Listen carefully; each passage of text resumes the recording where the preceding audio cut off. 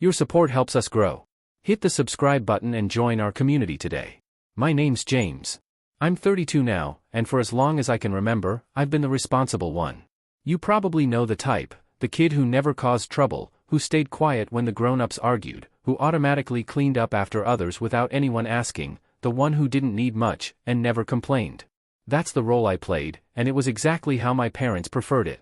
They never said it outright, but by the time I reached my 20s, it was obvious my job in the family wasn't to be cared for. It was to be the caretaker, the reliable one, the safety net, especially for my younger brother, Michael. Michael's 29 now, and growing up, he was the complete opposite of me, loud, restless, the kind of charming that made adults shake their heads at his bad behavior, but laugh it off as just a phase. He barely scraped through school, partied his way through college, well, through the part of college he actually attended, and somehow always managed to land on his feet no matter what. Meanwhile, I was working part-time while studying engineering. I skipped trips, skipped weekends out, skipped almost anything fun just so I could save money. I helped with house repairs so Susan and Robert wouldn't have to hire anyone. I honestly thought all that effort would earn me their respect, maybe even their pride. But I've since realized I wasn't being valued. I was being used. I was convenient. The first real crack in the illusion came just after I graduated. Michael had dropped out of a business program for the second time and was working some temporary warehouse job. I had just landed my first full-time engineering position. I was over the moon. I came home that weekend, carrying a bottle of champagne and my very first paycheck stub. In my head, I thought, this is it. This is the moment Robert finally says he's proud of me. He barely glanced away from the TV. Susan gave me a quick hug, then immediately asked if I could cover Michael's car insurance that month because, once again, he was between jobs. And, of course, I said yes. That's what I always did. A few years later, I bought a small townhouse about an hour outside the city. Nothing extravagant, but it was mine, bought with my own hard-earned savings. Michael, on the other hand, was still living at home, bouncing from job to job, relationship to relationship, none lasting more than a few months. By then, I had started setting boundaries. I said no when they asked me to help pay off his credit card debt. I said no when Susan hinted I should let him live with me, just until he gets back on his feet. That's when things began to shift. No arguments, no direct guilt trips, just silence, cold, deliberate silence. Calls went unanswered. Text suddenly went from warm and chatty to read but ignored. Holidays became awkward visits where I felt more like a guest than a son. Michael thrived in that new dynamic. He'd make little digs about how I was just a corporate robot while he was the free spirit chasing dreams, and my parents would laugh along like he was some misunderstood genius. I kept my distance. I built my own life. And then, last year, my grandfather passed away. He was the one person in my family who ever truly saw me, a quiet man, but always curious about my projects. He'd send me books on leadership, innovation. He was the one who told me to aim higher. We spent hours together over chessboards, swapping sci-fi novels, or tinkering with old watches we restored by hand. So, when the family lawyer called, I naively assumed I'd at least be included in the conversation about his estate. I wasn't. Turns out, Grandpa had left everything, his house, his antique collection, even his old car, to my parents, trusting they'd divide it fairly, and they decided to give all of it to Michael. Their reasoning, he'll have a family someday. He'll need the stability. I sat there in stunned silence, like it was the most reasonable thing in the world that I, the grandson who had been there for Grandpa when he was sick, who had driven him to appointments, who had cared for him, would get nothing, not even the chess set we played on every Sunday. I didn't yell. I didn't cry. I just nodded and said, "Thanks for letting me know," and walked away. That was the moment something in me shifted. Not rage, not yet. Just clarity, like someone wiped the fog from a mirror, and I could finally see what had been staring me in the face all along. But it didn't end there. 6 months later, the texts from Susan began. First, it was, "Can you help with the internet bill? Your dad's between contracts." Then, it was the electric bill. Then, the property taxes on Grandpa's house, the same house they had handed to Michael, who was now living there with his new girlfriend and making plans to turn the garage into a recording studio. One message read, "You're doing so well. You should help." At first, I ignored them. Then, I responded politely with, "No, I can't." Eventually, I stopped replying altogether. That's when the guilt campaign started. My aunt called to ask why I was punishing my parents. Michael left me a voicemail accusing me of becoming arrogant and selfish. And then, last week, I got the text that made me stop, reread it 3 times, and take a long, deliberate breath. It was from Susan. No greeting, no pleasantries, just, electric's past due. You better handle it. Not please, not could you, just a command, like paying their bills was a job I'd been slacking off on for decades. I stared at it for a long time. The anger wasn't immediate. It was a slow burn, a simmer that had been building for years, finally bubbling over. I didn't respond. I didn't want to be impulsive. I wanted to be clear. For the first time, I wanted them to fully understand who I am and who I'm not anymore. So, I began writing, not just a reply to that one text, but to everything. To the years of being the fallback. To the years where my giving was expected while Michael's taking was excused. I haven't sent it yet, but I will. The morning after that text, I sat at my kitchen table, phone in hand, reading it over again, like maybe the words would change if I looked long enough. Electric's past due. You better handle it. No question mark, no warmth, just entitlement. And I realized this wasn't new. This had been my role all along. I'd just been too busy keeping the peace to see it for what it really was. I used to think that if I just gave a little more of myself, pushed a bit harder, maybe they'd finally treat me like a son instead of just someone they could use. But I'd reached the point where I was done pretending. The next few weeks only proved that walking away was the right choice. It all started with a Facebook post. Michael had tagged our parents in a picture taken in front of Grandpa's old house, smiling like he just won the lottery. The caption read, "New beginnings, turning this place into the dream home for me and my future family. Thanks, Susan and Robert, for believing in me." The comments poured in, hearts, clapping hands, words about how lucky he was to have such generous, supportive parents. Not one single comment mentioned that I, their other son, had spent countless hours working on that house before Grandpa passed, that I had climbed onto the roof to fix the leaks, retiled the bathroom floor, and repainted the entire downstairs after Grandpa's fall left him unable to do it himself. I didn't leave a comment. I didn't even click like. I just stared at my screen, feeling something twist in my chest, like I was watching someone else live the life I had worked for, a life handed to him with a bow while I was still getting invoices for the electricity in a house I hadn't stepped inside since the funeral. Then the phone call came. I hadn't spoken to Robert in months, so when his name flashed on my screen one evening, I hesitated before answering. There was no greeting, no "how have you been," just a heavy sigh and then, "You know your mother's not doing well with all this stress, James." I waited for him to explain, confused, and finally asked, "What stress?" He scoffed, like I was just being difficult. The bills, the upkeep on the house, and now Michael's talking about starting a family soon. "We thought you'd be more involved." I nearly dropped the phone. "Involved? I'm not even invited, Robert." Silence followed. Then he said something that broke something in me clean in half. "We didn't think you'd mind, James. You don't need what Michael needs. He's going to have kids, a wife. You're, independent." That word used to feel like a compliment. Now, it sounded like a polite way of saying I was disposable. I didn't argue. I didn't raise my voice. I just said, "I've got to go," and hung up. The following week, a letter showed up in my mailbox. No return address, just my name printed in bold. Inside was a neatly folded list of expenses, written in Susan's familiar handwriting: internet, gas, electricity, property tax, with your share, $740. Please send before the 15th, written at the bottom. No note, no explanation, just a bill. My hand shook as I folded it back up. The old instinct crept in, the one that told me to keep the peace, just pay it. Don't make things harder. But another voice had started speaking, too. A louder, sharper voice asking, "Why are you paying for their favoritism?" This time, that voice won. I didn't pay the bill. Instead, I called my friend David, a college buddy who had gone into estate law, and asked something I never thought I'd say out loud.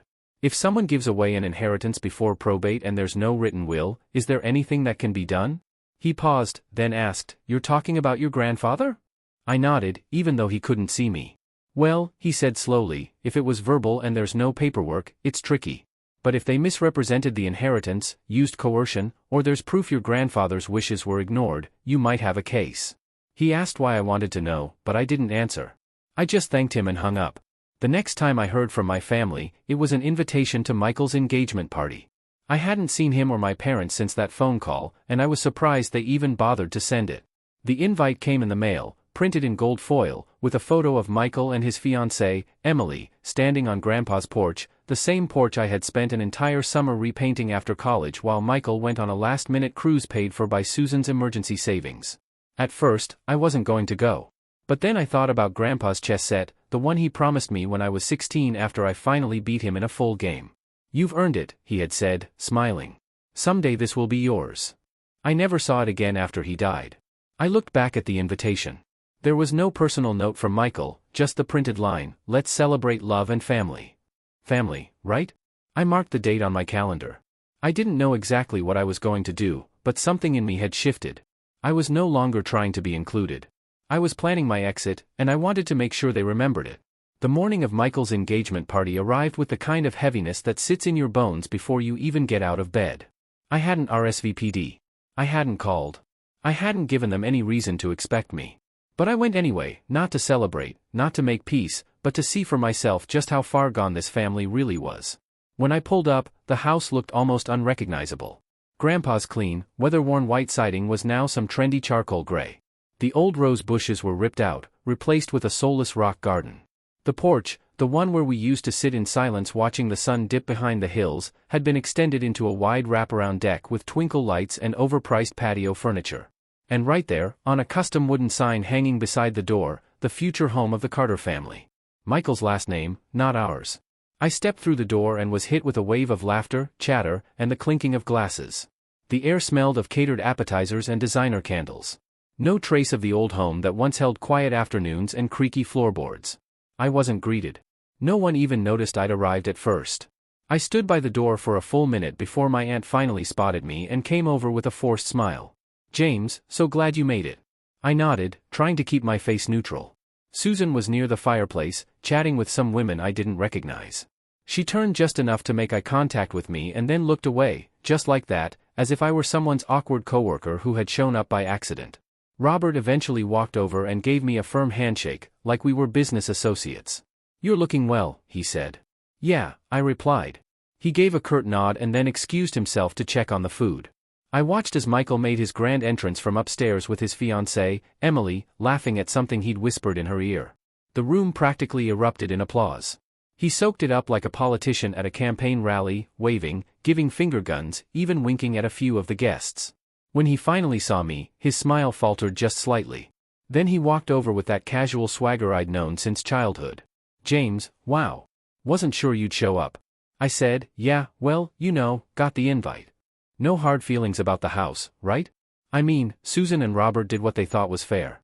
I tried to tell them to include you more, but he trailed off with a shrug, like it was out of his hands. Like I should be thanking him for even mentioning me at all." Then he chuckled. "Hey, at least you don't have to worry about renovations, right? You're the free agent. No strings." I didn't respond. I just looked past him toward the display table near the kitchen. There, under a glass case, was something that stopped me cold. Grandpa's chess set, polished on display, labeled like a museum piece.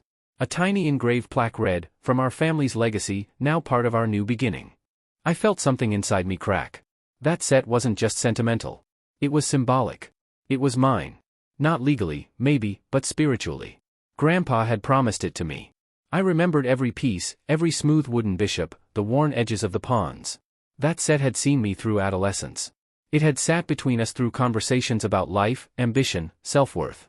I'd never asked for anything else from Grandpa because I believed that set was enough, that it meant something. And now it was just a prop in Michael's showroom of success. I turned away before anyone could see the heat rising behind my eyes.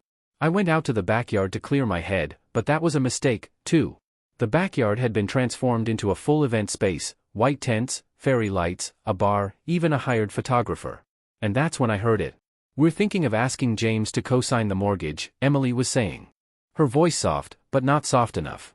"Just until the new loan clears. Michael said he's good for it, but the bank wants more income on the application." I froze behind a pillar, listening. "Your mom said he'll do it," she added. "She said he always helps when she asks." My breath caught. They weren't just assuming I'd pay the bills. They were making plans to tie me financially to a house I didn't own, didn't live in, wasn't even welcome in. I stood there in stunned silence, my mind racing, a cosign mortgage. That wasn't help. That was a shackle. Then I heard Michael's voice from the other side of the tent. "James won't say no. He never does. He acts all cold sometimes, but deep down he still wants their approval. He'll cave." They all laughed. That was it. The moment, the betrayal wasn't just that they'd taken the inheritance. It wasn't even the lies or the erasure of everything I'd done for the family. It was this plan to chain me again to their convenience. This belief that I was so desperate for crumbs of affection that I'd sabotage my own future just to stay in their orbit. I walked back inside and headed straight for the display case. I stared at the chess set one more time. The queen was in the wrong spot. They didn't even know how to set it up properly. I looked around at the house, at the people laughing, drinking, congratulating each other for building a future with my legacy. And I felt something I hadn't felt in years. Power, not anger, not bitterness, just quiet, resolute clarity. This wasn't my family anymore. And I wasn't their safety net. Not anymore. And what I did next made sure they would never forget that. I left the party without saying goodbye. I didn't make a scene, didn't throw accusations, didn't scream or cry or flip a table like I used to fantasize about when I was younger and angrier. I just slipped out the side door and walked down the street until I reached my car. The neighborhood was quiet, the kind of quiet that made you hear your own breath too loudly. I sat behind the wheel for a long time, staring at the dashboard, hands motionless on my thighs. The street lamps made long shadows across the windshield. Everything looked unreal, like I was watching my own life from outside my body. That chess set, that conversation about the mortgage, that look on Susan's face when she saw me and just turned away. I'd never felt more disposable, like I was a credit line with a pulse, like my value was in what I could do, not who I was. That kind of realization doesn't come like a lightning strike. It's slower, a dull ache that builds over years until one day you just can't carry it anymore. That night, I didn't go home. I drove nowhere in particular, just kept the engine running and let the road carry me through the city, past late-night gas stations and empty parking lots and convenience stores still lit by flickering neon. My mind was spinning, not with rage, but with questions. How did I let it get this far? How did I become the one who was left out of my own family's future? How did I become the one no one fought for? I ended up at a late-night diner on the edge of town, the kind with cracked vinyl booths and the smell of burnt coffee soaked into the walls. I sat at the counter and ordered pancakes I wasn't hungry for. The waitress didn't ask questions. She just kept refilling my cup, like she knew I needed time. That's where the breakdown happened. Not a loud one. No sobbing or shouting, just me hunched over a plate of syrup-soaked pancakes, quietly letting tears fall into my coffee as the jukebox played some forgotten 80s ballad. It was grief. Grief for the family I thought I had, for the version of myself I'd killed off piece by piece to stay in their good graces, for the time I'd never get back. I didn't go into work the next day. I told my boss I wasn't feeling well, which wasn't a lie. I didn't shower, didn't shave, just sat in my living room staring at old photo albums I dug out of the closet. Pictures of me and Michael as kids, birthday parties, camping trips. The look on my face back then, so hopeful, so eager to please. I wanted to reach through the page and tell that kid, they don't love you the way you deserve to be loved. Stop trying so hard. That week, the text started again. Susan, can you call the bank? The water bill bounced. Then, we're adding Michael's name to Grandpa's property officially. Just a formality. We'll need your signature. Then, finally, you're being cruel, James. We're family. Stop punishing us because life gave Michael different needs. Different needs. I couldn't even bring myself to reply. Instead, I deleted the thread, blocked her number, then blocked Robert's, then Michael's. I even blocked my aunt, who'd always taken their side in group chats, sending passive-aggressive Bible quotes and guilt-ridden messages about honoring your parents. I spent the next few days in silence. No calls, no texts, no demands. It was like walking through a post-storm forest, broken trees everywhere, debris underfoot, but strangely peaceful. Still, I didn't feel victorious. I felt hollow. Cutting them off, even temporarily, was like pulling out a deeply embedded thorn. It hurt going in. It hurt more coming out, but I knew I had to do it if I ever wanted to walk without limping. I started writing in a journal again, something I hadn't done since college. Just page after page of unfiltered thoughts. Every memory, every moment that now made sense in hindsight. The times I fixed the fence while Michael played video games. The time I loaned Robert $2,000 to help with the house, only to find out it paid for Michael's motorcycle. The Thanksgiving when I brought a girlfriend and no one even remembered her name by dessert. I poured it all out. And in the quiet that followed, something new crept in. Resolve, not vengeance. Not yet, but clarity. Direction. I wasn't just cutting ties. I was rebuilding my foundation. I called my accountant, asked him to run a full audit on anything my name was attached to, family property, joint accounts, co-signed loans from years ago. I wanted everything documented. Then I made an appointment with a financial advisor to explore options for moving assets, restructuring savings, and protecting my credit. It wasn't glamorous. It wasn't a big, satisfying showdown. It was small, quiet steps. I started going for early morning walks again, something I used to love before life got too busy. I cleared out old clothes, rearranged my living room, threw away things that no longer sparked anything in me. It felt symbolic, even if it was small. I was creating space for peace, for breath, for the person I might have been if I hadn't spent decades playing someone else's supporting role. Then one morning, I checked my email and saw it. A message from a law firm. Subject: retransfer of property and financial responsibility. I opened it, heart pounding. Inside was a PDF, a document that listed my name as a co-owner of Grandpa's house. Not legal owner, but financially responsible party. It had been filed 3 months ago.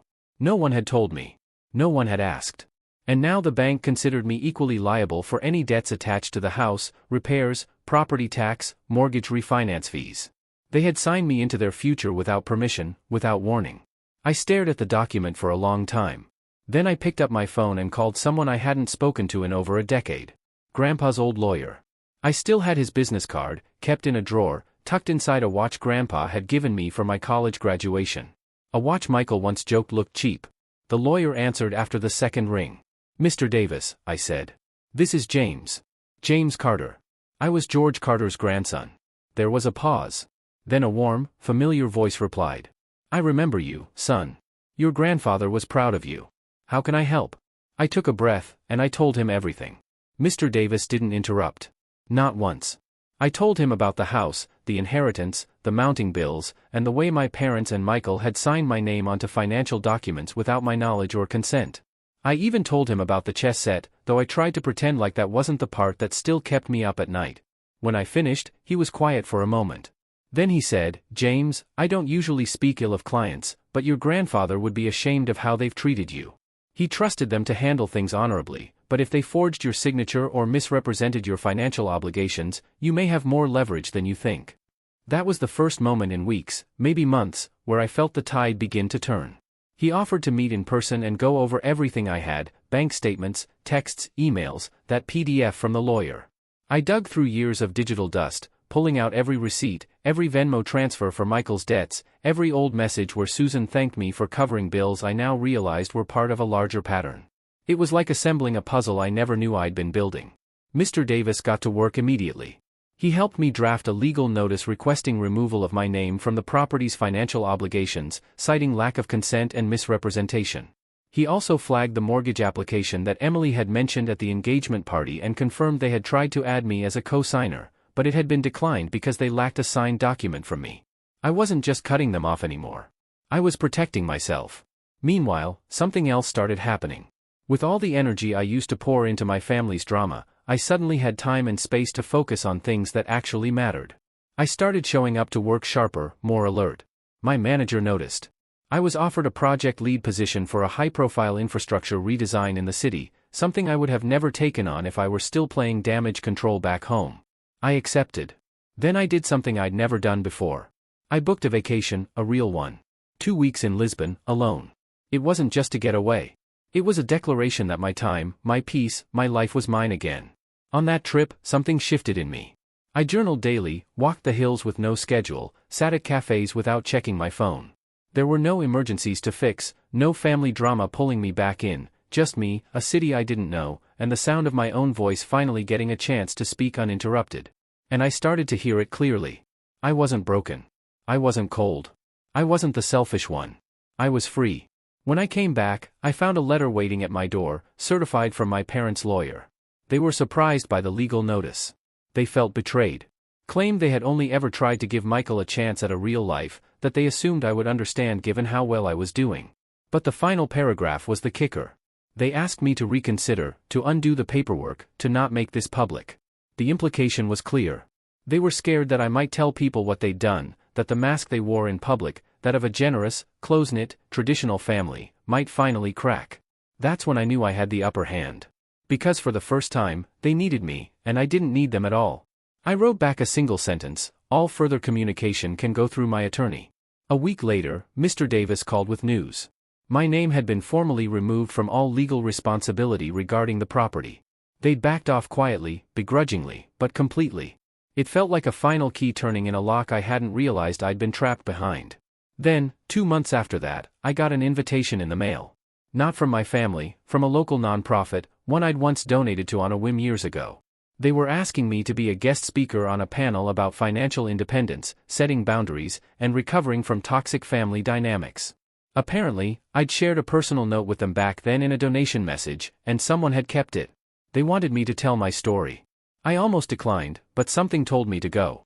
Standing on that stage, I told a room full of strangers about a chess set, a forged document, and the long, painful road of learning to stop begging people to treat me with dignity. I watched faces nod, eyes widen, and shoulders ease as they saw parts of themselves in my story. Afterward, someone came up to me, a woman in her 40s, teary-eyed, and whispered, "Thank you." I thought I was the only one. I wasn't just healing anymore. I was helping. And as I walked home that night under a sky free of clouds or expectations, I realized something important. I hadn't lost a family. I had outgrown one. And the best part, I was just getting started. About a month after the nonprofit event, I got an email from someone unexpected. It was from an old friend of my grandfather's, Mr. Wilson, a historian and antiques appraiser who used to come over sometimes when I was a kid. He'd sit with Grandpa in the sunroom, sipping coffee and talking about the provenance of old war medals, vintage clocks, and obscure board games. I hadn't seen him since I was a teenager, but the email was warm, direct, and surprising. He wrote, "James, I happened to see you speak at the panel a few weeks back. You've grown into a man your grandfather would have been immensely proud of. I wanted to reach out because something's come to my attention that you may not be aware of. Something concerning your grandfather's belongings. Would you be willing to meet?" That last sentence lit a spark in me. We arranged to meet at a quiet cafe downtown, the kind where you can still hear the clink of ceramic mugs and the soft hum of conversation. Mr. Wilson was older now, slower, with deeper lines etched into his face, but his eyes were sharp and his memory sharper. We sat down, and he wasted no time. "Your grandfather had a will," he said. I froze. I thought he left everything to my parents. He shook his head. "He had a will, one he wrote himself about 8 months before he passed. I helped him draft it. In fact, he wanted everything to be clear. Most of his personal belongings were to go to you, including that chess set." My stomach dropped. "But the will was never filed. Your parents insisted there wasn't one." He nodded gravely. I was surprised when I heard they claimed there was no documentation. I assumed they had changed plans or perhaps your grandfather never finalized it. But then I found this. He pulled a slim envelope from his coat pocket, worn but sealed with wax. The handwriting on the front was unmistakable. "Grandpa's, to be opened by James Carter upon my death." I took the envelope with trembling fingers, barely able to breathe. Inside was a single page. "James, if you're reading this, then something has gone wrong, and this letter never made it to you the way I intended. I want you to know something, son. You were always the one I believed in, the one who showed up, the one who earned every ounce of my respect. I asked your parents to distribute things fairly, thinking they'd honor my wishes. But just in case they didn't, I wanted to put this in writing. The chess set is yours. So are my watch collection, my military memorabilia, and the safety deposit box at Hanover Bank, box 442. Everything in that box is yours by right, not charity. I hope you never have to use this as proof, but if you do, don't be afraid to fight for what's already yours. Grandpa." I read the letter 3 times before I looked up. "Do you know what's in the box?" I asked. Mr. Wilson smiled faintly. "Only your grandfather knew for sure, but I can tell you this. He once told me that legacy isn't just about money or things. It's about making sure the right people carry the torch." That same afternoon, I went to Hanover Bank. It took some verification and a couple of hours, but eventually a bank manager led me into a quiet back room with a vault door. I signed a release, showed my ID, and was handed a small iron key. Box 442 was heavy. Inside, I found a certified copy of the original will, signed and dated. An insurance appraisal for the chess set and several antique watches, totaling over $80,000. A handwritten inventory of Grandpa's military medals and antique tools, each with a note about its history, and tucked beneath it all, a flash drive. I took it home and plugged it into my laptop. The drive contained several documents, scans of receipts, letters, property transfers, and one folder labeled Michael. Inside were screenshots and PDFs, texts from Susan discussing keeping James in the dark, a copy of a forged signature on a property reassignment form, and even a voice memo recorded by Grandpa himself, where he said clearly and calmly, "If this message is heard by anyone but James, then you've taken what was never yours. And I hope he finds this before the damage is irreversible." I sat there in stunned silence. Everything I'd suspected was true. But this wasn't just proof. This was power. The kind of power that could flip the entire narrative legally, ethically, socially. I could expose them not just to our family and neighbors, but in court if I wanted to. I had the original will, the voice recordings, the financial appraisals, even hard evidence of forgery. I made copies, saved everything to an encrypted cloud drive, forwarded key files to Mr. Davis, who nearly dropped the phone when I told him this. He said, "This changes everything." But I wasn't in a rush because now, for the first time, I was playing chess with a full board in front of me. They thought I was out of moves, but I still had my queen, and the moment to strike was coming soon.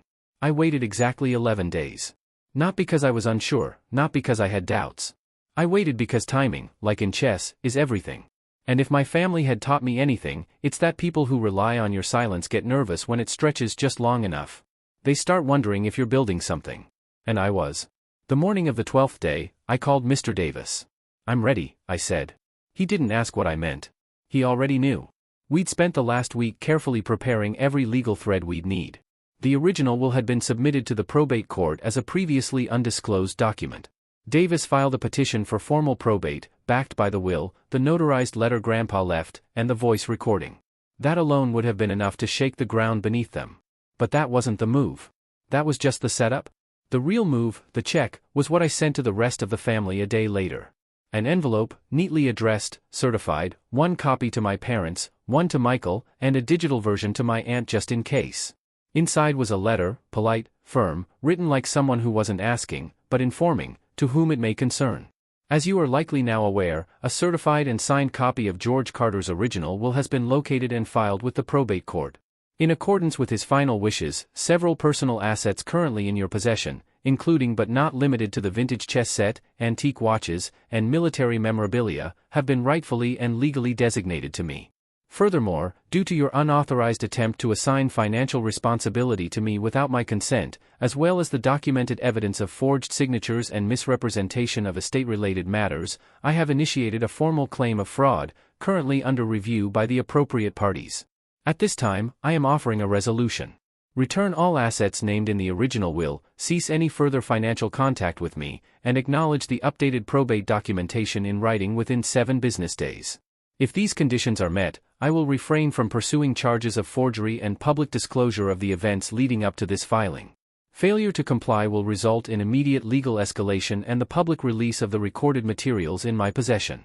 Sincerely, James Carter. I didn't include threats. I didn't even have to spell it out. The meaning was already clear.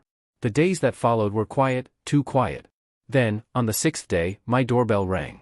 Standing outside was a delivery driver with a wheeled dolly stacked with 2 wooden crates and a smaller velvet-lined case.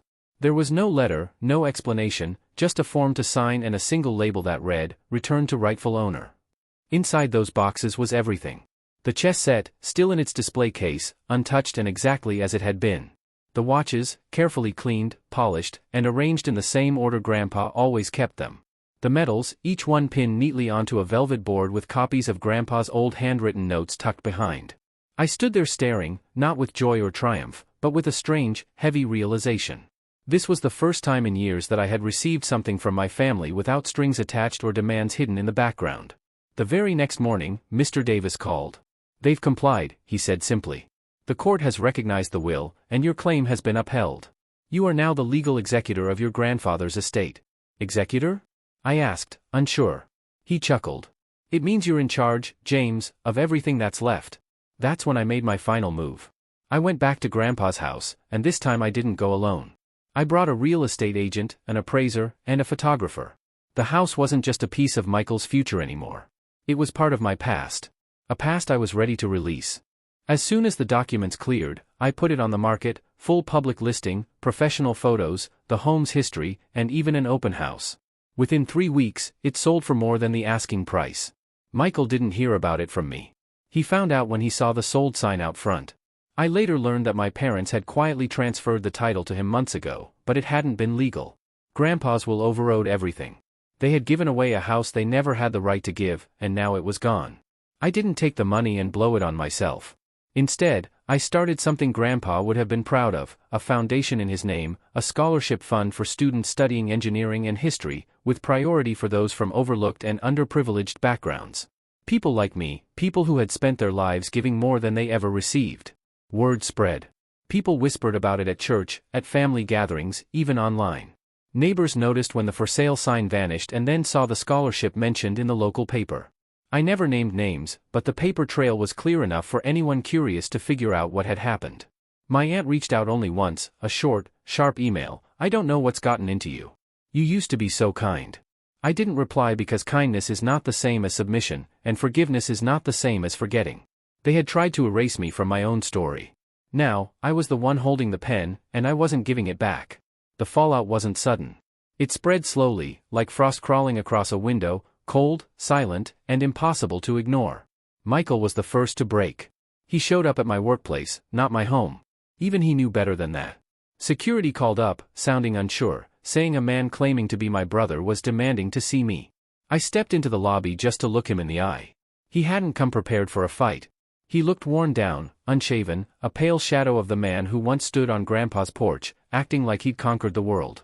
"You sold my house," he said immediately, his voice low but sharp. "Grandpa's house," I corrected, keeping my tone calm. He let out a bitter laugh. "What? You think you're some hero now? Because you started a scholarship and mailed back the bills?" "I didn't send anything back," I replied evenly. "I just stopped playing your game." His face tightened. "You ruined everything. Emily left. She didn't want to raise a kid with me on borrowed land. You destroyed my life over a chess set." I didn't rise to his bait. "You didn't lose a house, Michael. You lost access, and that's all you ever really cared about." He looked like he wanted to say more, but I didn't give him the chance. I glanced toward security. "We're done here." They walked him out. That was the last time I ever saw him. The truth about the will and the forgery spread quietly but thoroughly. My parents tried to twist the story, saying people had misunderstood, that Grandpa hadn't been in his right mind when he wrote that letter. But when the court records confirmed the fraud, the sympathy vanished. Neighbors who once praised their family values stopped waving. Church members began asking quiet questions they couldn't answer. Even my aunt, always ready with a guilt-laced Bible verse, disappeared from my inbox. Financially, they began to sink. The mortgage Michael had planned to refinance fell back onto my parents' shoulders. Without Michael's fake ownership and without bailout money from me, the cracks widened. Late payments, calls from creditors, a smaller car, and even a frozen credit card. I didn't celebrate their struggles, but I didn't save them either. The truth was, they hadn't fallen from grace. They'd simply run out of ways to hide what had been there all along. Meanwhile, I kept building. The foundation grew. Within a year, we awarded our first 3 scholarships. I started mentoring a student named Jacob, a quiet, focused young man who reminded me of myself at 17. We met twice a month to talk about life, balance, and goals. Then one day, he asked me something unexpected. "How do you stay so calm when people try to walk all over you?" I smiled because for years I hadn't. I had only been quiet, and silence is not the same as peace. "You stay calm," I told him, "when you already know how the game ends." He didn't understand then, but he would. A few weeks later, I took out the chess set for the first time since it had been returned. I laid out each piece carefully, one by one, feeling the weight of the king in my palm, the worn groove where Grandpa's thumb had rested so many times before. Without realizing it, I spoke softly into the still air. "Checkmate." And for the first time, I truly felt it.